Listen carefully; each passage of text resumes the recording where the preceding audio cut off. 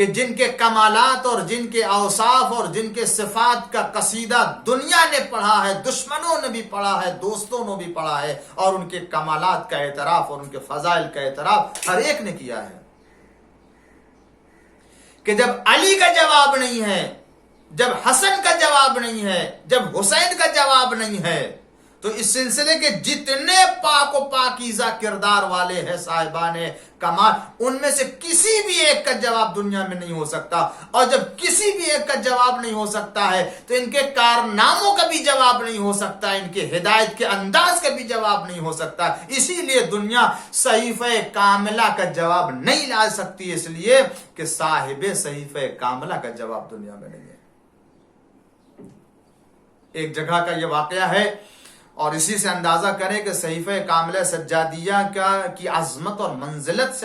کا اندازہ کریں کہ خداوند عالم نے اپنے اس حجت کے ذریعے سے اور اپنے اس ولی کے ذریعے سے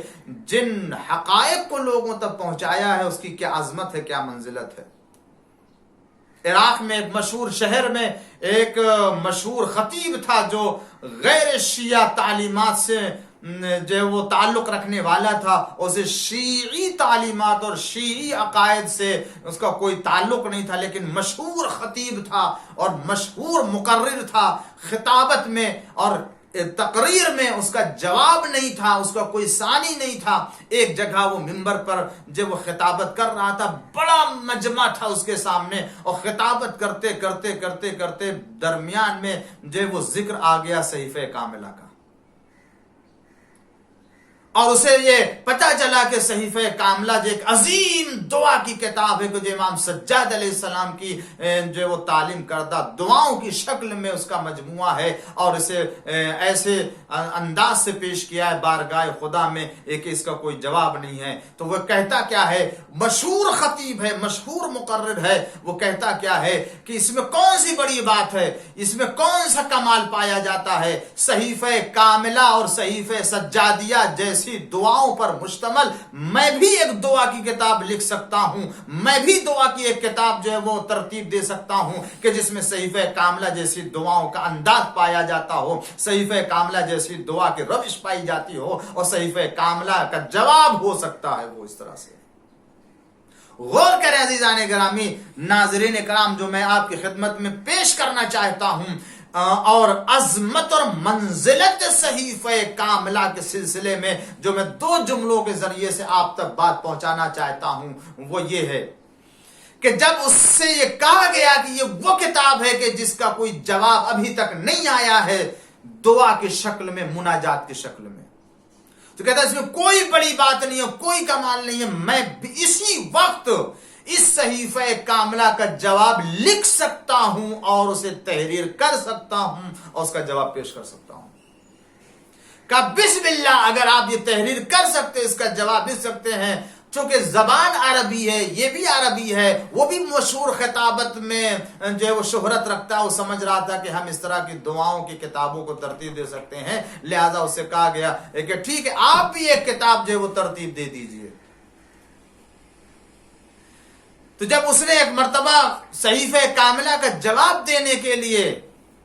اپنے سر کو جھکایا، اور جھکانے کے بعد چاہتا ہے کہ لکھنا شروع کرے اور بولنا شروع کرے، تو جیسے ہی اپنے سر کو خم کیا، جھکایا، تو وہ سر جھکا رہ گیا اس کا، اور اب چاہ رہا ہے کہ اپنے سر کو بلند کرے، اٹھائے، مگر سر نہیں اٹھ رہا ہے، سر نہیں اٹھ رہا ہے۔ اب لاکھ وہ کوشش کر رہا ہے سر اٹھانے کی، مگر سر اٹھ نہیں رہا ہے، بلکہ سر کو جو اس نے خم کر لیا تو سر جھکا ہوا ہے، سر جھکا ہوا ہے، اور نہ اس سے کوئی بولنے کے لیے کوئی طاقت آ رہی ہے، اور نہ ہی وہ کسی چیز کو سوچنے کی صلاحیت رکھتا ہے، وہ کسی بھی انداز سے اب وہ جواب دینے کی صلاحیت میں ہے، نہ وہ کسی طرح سے اس کا جواب لانے کی کوشش کر رہا ہے، سر جھکا ہوا ہے، سر جھکا ہوا ہے۔ اب لوگ کہہ رہے کہ آخر تم کیا ہوا ہے کہ اس لیے ابھی کہا تھا کہ میں اس کا جواب لکھوں گا، ابھی جواب دوں گا، تم تو سر جھکا لیے ہو، اب سر نہیں اٹھا رہے ہو، وجہ کیا ہے؟ اس نے سر نہیں اٹھایا، اور نہیں اٹھا سر اس کا۔ جب سر نہ اٹھا تو لوگوں نے محسوس کر لیا کہ شاید ان کا دعویٰ صحیح صحیفہ کاملہ سجادیہ کے سلسلے میں بیجا دعویٰ تھا اور غلط دعویٰ کیا تھا، جس کی بنا پر یہ شاید قدرت کی طرف سے ایک مار پڑی ہے، جس کی بنا پر یہ بتا دینا چاہتی ہے قدرت کہ دیکھو تم کس دعا کے مقابلے میں دعویٰ کر رہے ہو، یہ وہ دعا ہے کہ جس کو میری حجت اور میرے بنائے ہوئے امام نے تمہیں تعلیم کیا ہے۔ جب میرے بنائے ہوئے امام کا جواب نہیں ہو سکتا ہے تو میرے بنائے ہوئے امام کی بیان کردہ دعاؤں کا بھی جواب نہیں ہو سکتا۔ ایک صلوہ پڑھ دیجئے محمد وآل محمد۔ اللہم صلی علی محمد وآل محمد۔ صحیفہ کاملہ سجادیہ وہ عظیم الشان کتاب ہے کہ جس کو پانچویں امام اور چھٹے امام نے اپنے دست مبارک سے اسے لکھ کر کے ہمارے حوالے کیا ہے۔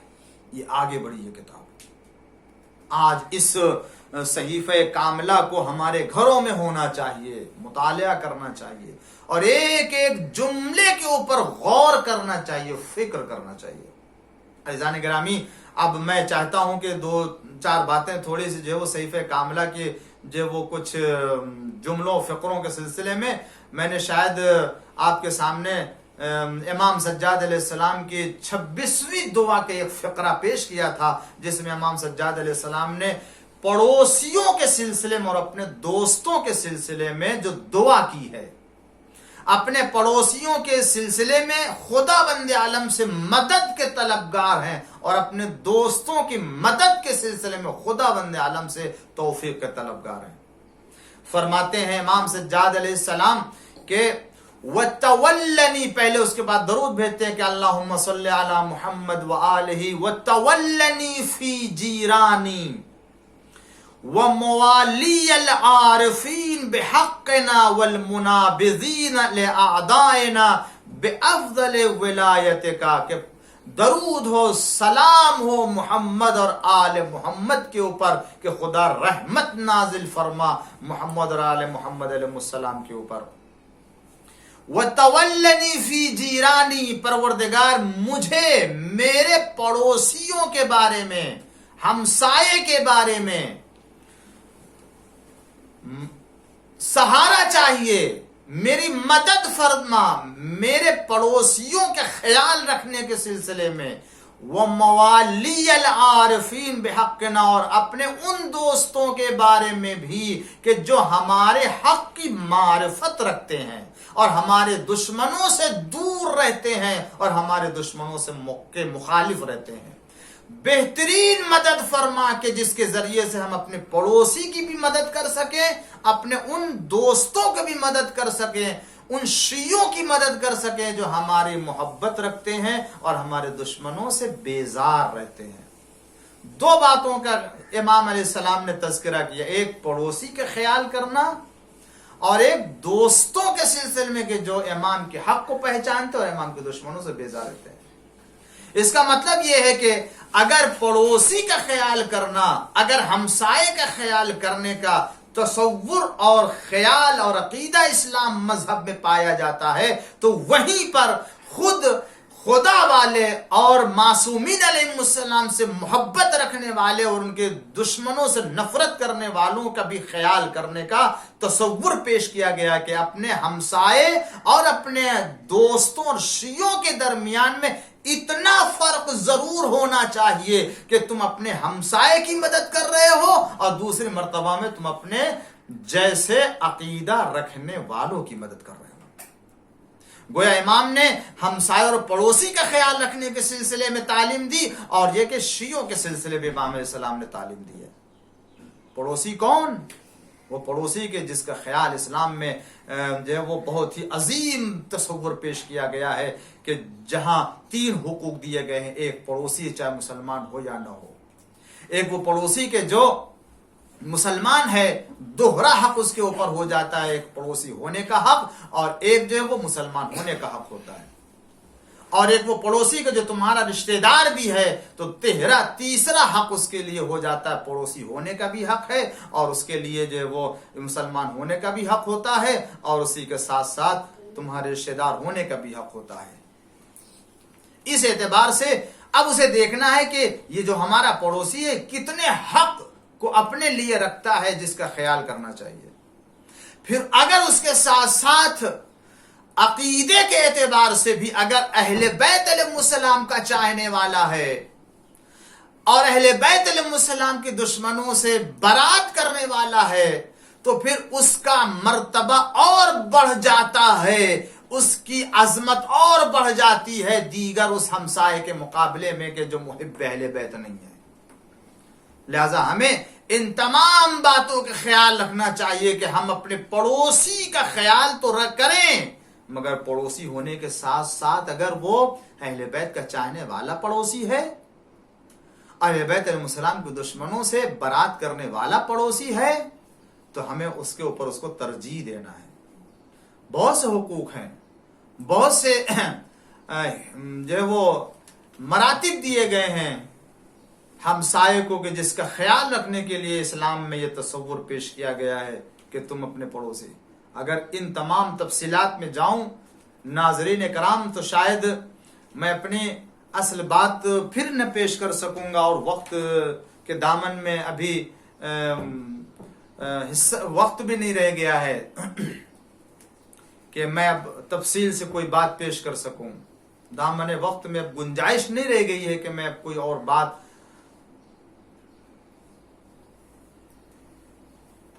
تفصیل سے پیش کر سکوں. اس لیے کہ جو ہمسائے کے سلسلے میں، پڑوسی کے سلسلے میں بات پیش کی گئی ہے وہ یہ ہے کہ اگر تمہارے گھر میں کوئی ڈش بن رہی ہے اور کوئی کھانا بن رہا ہے تو لہذا اس بات کا خیال رکھو کہ اس طرح سے کھانا بناؤ کہ تمہاری اس ڈش کی خوشبو تمہارے پڑوسی کے یہاں نہ جانے پائے، اور اگر وہ خوشبو تمہارے پڑوسی کے یہاں چلی جائے تو تمہارا وظیفہ یہ ہے کہ تم ایک پیالہ اس کے یہاں بھی پہنچا دو تاکہ اس کا حق ہمسائے کے ہونے کا حق ادا ہو سکے. کتنا خیال رکھا ہے اسلام نے ایک پڑوسی کے حق کے سلسلے میں. اگر تم کوئی چیز لے کے آ رہے ہو اپنے گھر میں اور ہمسائے کا بچہ ہے، ہمسائے کے یہاں کوئی ایسی چیز ہے کہ جو تمہارے اس لائی ہوئی چیز کو دیکھ لے اور اس کے یہاں اس کا اہتمام نہ ہو تو تمہیں وہ ایک چیز یا تو چھپا کے لاؤ، اور اگر چھپا کے نہیں لا رہے ہو تو تم اس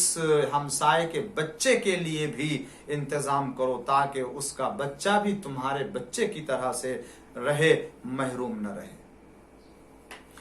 اگر ہم اپنے گھر میں ہیں اور اپنے گھر کی دیوار کو تعمیر کر رہے ہیں، ایسی جگہ پر ہے کہ اگر ہم اپنے گھر کی اس دیوار کو بلند کریں گے، بلند کرنے کی بنا پر اگر اس طرف کی رخ کی ہوا رک جائے گی دیوار کے بلند کرنے کی بنا پر، تو اسلام یہ کہتا ہے کہ تم اپنے ہمسائے سے مشورہ کر لو اور اس سے بھی اجازت لے لو کہ اگر تمہارے اس دیوار کے بلند کرنے کی بنا پر اس کی طرف ہوا کا رخ نہ رہے اور ہوا آنے سے رک جائے تو تم کو اپنے گھر کی دیوار بلند کرنے کا حق نہیں پہنچتا. اسلام ہمسائے کے حقوق کے سلسلے میں جو خیال اور جو تصور پیش کرتا ہے وہ کیا تصور پیش کر سکتا ہے؟ ہم اپنے گھر میں ہیں، رات کی تاریکی میں اگر اپنے گھر کی دیوار میں کیل بھی ٹھوکنا چاہیں اور اپنی دیوار میں اپنی ملکیت ہے، اپنا گھر ہے، سب کچھ ہے، لیکن اگر 12 بجے رات میں یہ کام کریں اور کیل دیوار میں ٹھوکنے کی بنا پر اگر اس ٹھوکنے کی آواز اور کیل کو نصب کرنے کی آواز پڑوسی کے ہاں دیوار کی اس طرف اس گھر میں پہنچ رہی ہے، اسلام اجازت نہیں دیتا کہ آپ 12 بجے رات میں کام کریں.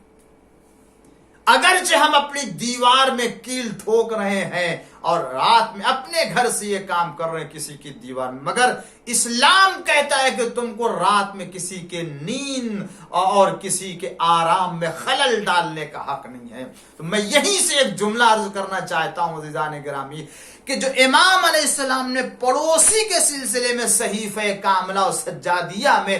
جو حق کا اعلان کیا ہے وہ کتنا عظیم حق کا اعلان ہے کہ جو اسلام رات کی تاریکی میں ہمسائے کے آرام میں خلل ڈالنے کی اجازت نہ دیتا ہو، وہ اسلام کسی بے گناہ انسان کی خون کے بہانے کی اجازت کیسے دے سکتا ہے؟ جو لوگ اسلام کو دہشت گردی سے جوڑ دیتے ہیں، جو اسلام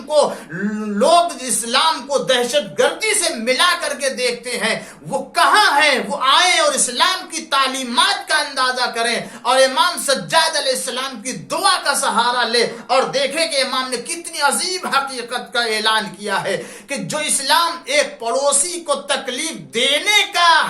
حق نہیں دیتا ہے، جو اسلام ایک پڑوسی کو اذیت دینے اور تکلیف دینے کا جو وہ حق نہیں دیتا ہے، وہ کسی کے خون کے بہانے کی اجازت کیسے دے سکتا ہے؟ عزیزان گرامی، اسلام کی تعلیمات کو سمجھنا ہوگا، اسلام کے آداب اور اسلام کی فکر سے آشنائی ضروری ہے، تب جا کر کے ہم اسلام کی تعلیمات کو عام لوگوں تک پہنچا سکتے ہیں۔ کسی کی گردن کاٹ دینا، کسی کا ہاتھ کاٹ دینا، کسی کے بدن پر خراش ڈال دینا، کسی کو اذیت دینا، کسی کو تکلیف دینا، یہ بہت بڑی بات ہے۔ اسلام یہ کہتا ہے کہ تم کسی پڑوسی کے کیسے پڑوسی بنو۔ ایک بات آخری، اس کے بعد اپنے بیان کو سمیٹ کے مکمل کر دینا چاہتا ہوں۔ اسلام کہتا ہے تمہیں ایک پڑوسی کا حق کیسے ادا کرنا، تمہیں اچھا پڑوسی کیسے بننا ہے۔ اچھا پڑوسی کہتے کسے ہیں؟ اچھا ہمسایہ کہتے کسے ہیں؟ اسلام یہ کہتا ہے کہ تم اگر اچھے پڑوسی بننا چاہتے ہو تو اچھے پڑوسی بننے کا معیار یہ نہیں ہے، توجہ چاہتا ہوں ناظرین کرام، اسی سے اسلام کی فکر کا اندازہ کیجئے اور مسلمانوں کی زندگی اور روش کا جو وہ انداز معلوم ہونا چاہیے کہ ایک مسلمان کو کیسے زندگی گزارنا چاہیے۔ اسلام کہتا ہے اچھا پڑوسی بننا یہ نہیں ہے کہ تمہارے ہاتھوں کسی پڑوسی کو تکلیف نہ ہو۔ پھر کیا ہے؟ آپ کہیں گے پھر کون سی بات ہو سکتی ہے؟ بھائی میں کسی کا پڑوسی ہوں، میرے ذات سے کسی کو تکلیف نہیں پہنچے گی، میں کسی کو اذیت نہیں دوں گا، کسی کے آرام میں خلل نہیں ڈالوں گا، اس سے بڑھ کر کے اور ہمسائے کا خیال کرنے کا کیا معیار ہو سکتا ہے؟ اسلام کہتا ہے کہ تم کسی کے اچھے پڑوسی بننا چاہتے ہو تو یہ اچھا پڑوسی بننا نہیں ہے کہ تمہارے ہاتھوں کسی پڑوسی کو تکلیف نہ ہو، بلکہ اچھا پڑوسی بننا یہ ہے کہ اگر کوئی ہمسایہ تمہیں تکلیف دے تو اس تکلیف پر صبر کا مظاہرہ کرو، تم اس تکلیف پر انتقام نہ لو۔ جب تم اس تکلیف پر صبر کا مظاہرہ کرو گے تو اسے اندازہ ہوگا یہ مسلمان ہے، اسلام کی تعلیمات کے اوپر عمل کرتا ہے کہ جو تکلیف پر صبر کی تعلیم دیتا ہے، تو جب صبر کرو گے تو یہ صبر کا اثر یہ ہوگا کہ وہ تمہارے تعلیمات سے آشنا ہو کر کے تمہاری طرف جذب ہوگا، اور جب جذب ہوگا تو وہ اس طریقے سے اسلام قبول کرنے کے لیے آمادہ ہو جائے گا۔ اسلام کو پھیلانے اور نشر کرنے کی ترغیب دیتا ہے، اسلام سے دور کرنے کا راستہ نہیں بتاتا۔ ایک صلوات پڑھ دیجئے محمد وعلی محمد۔ اللہم صلی علی محمد وعلی محمد وعجل۔ امام سجاد علیہ السلام نے ہمیں تعلیم دی کہ تم تنہائی میں ہو تو تم اللہ سے راز و نیاز اگر کرنا چاہتے ہو تو اس کا سلیقہ صحیفہ کاملہ سے سیکھو، اگر تم مناجات کرنا چاہتے ہو تو صحیفہ سجادیہ سے سیکھو، تم اگر خدا بند عالم کی بارگاہ میں عرض مدعا کرنا چاہتے ہو تو زبور آل محمد سے سیکھو کہ جو آل محمد کا زبور ہے صحیفہ کامل سجادیہ۔ امام نے ایسے دور میں کہ جس دور میں امام کے اوپر ایسے مصائب اور ایسی مشکلیں پڑی تھیں کہ ان تمام مشکلات میں گھرنے کے باوجود امام نے ان تمام معارف کو دعا کی شکل میں ہمارے حوالے کیا. حجت خدا ہے، ولی خدا ہے، وہ اپنے وظیفے کو اچھا جانتا ہے کہ کس طریقے سے پہنچانا ہے. لہذا کسی زمانے کے وقت سے وہ غافل نہیں رہ سکتا ہے اور ہر فرصت سے استفادہ کر کے لوگوں تک پہنچانے کی کوشش کرتا ہے. اسی کے ساتھ ساتھ امام علیہ السلام کے اوپر ایک اور ذمہ داری تھی، ایک اور وظیفہ تھا کہ جس کو آپ اسی کے ساتھ ساتھ انجام دے رہے تھے. وہ کیا؟